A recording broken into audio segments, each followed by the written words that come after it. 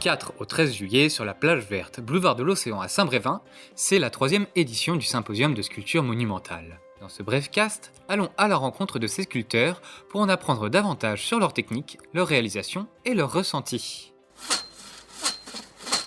Bien installé de son côté, Anthony Boiffard, artiste du Morbihan spécialisé dans l'art du fer, mesure, coupe et plie des plaques d'acier et d'inox de quelques millimètres. Son œuvre, nommée la course d'envol du flamand, est un oiseau de fer aux larges ailes déployées qu'il va peindre par la suite en rose. C'est la première fois que je fais un symposium, donc j'aimais bien le défi du temps en fait imposé et le fait de travailler aussi devant du public et en extérieur. Ce que je souhaite moi apporter au public, c'est leur montrer un petit peu le métal, les différentes facettes du métal, et ce qu'on peut faire avec, comment on peut le plier, comment on peut le rouler, comment on peut le couper, et de leur montrer que on peut partir vraiment de tôle et de réaliser des pièces qui sortent de notre imaginaire. Pas très loin, l'artiste ligérien Bilal Hassan travaille sa sculpture sur bois. Tronçonneuse à la main, il façonne un tronc de plus de 2 mètres pour le transformer en un corps féminin bien particulier. Une statue que l'on pourrait presque apparenter aux célèbres sculptures grecques. Ça présente la femme qui marche, ou je l'appelais élégance. Tout dans la finesse des choses, de mouvements, d'expression. Je focalise sur le corps, le tronc, les jambes et les têtes et les bras. Ils sont hors sujet, hors sculpture, parce que j'ai zoomé sur cette partie de corps et qui devient abstrait dans le figuratif. Jacques Dumas, lui, s'inspire de la BD pour réaliser ses œuvres. Ce passionné de la pierre d'Ille-et-Vilaine crée sa sculpture à partir d'un énorme bloc de granit.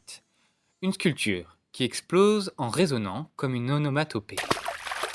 Splash, c'est pas compliqué, c'est Archimède, quoi. Tu lances un corps solide dans l'eau, il y a une pression qui se fait en dessous de la masse, puis quand le bloc il coule, toute cette pression remonte et ça fait une gerbe d'eau, quoi. C'est ça que je vais essayer de recréer dans le granit.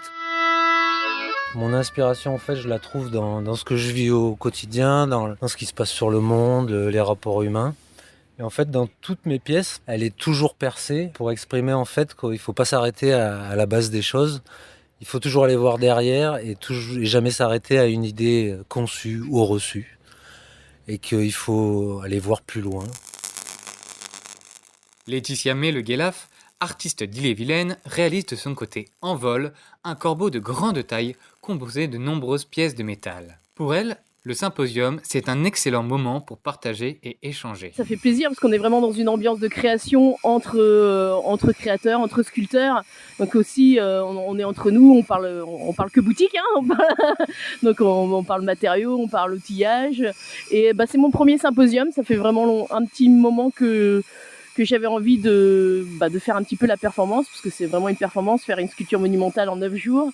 Et c'est vrai que c'est une possibilité de faire du monumental, parce que après il faut pouvoir stocker les pièces. Là on sait qu'elle sera au moins exposée pendant un an. Donc c'est vraiment un symposium, ouais, c'est vraiment important pour ça. Quand on veut faire du monumental, c'est très intéressant. Retrouvez les 4 artistes tous les jours jusqu'au 13 juillet sur la plage verte, boulevard de l'Océan, pour découvrir avec vos yeux les sculptures monumentales. Vous pouvez également retrouver tous les autres brefcasts sur le site de la mairie, www.saint-brévin.fr.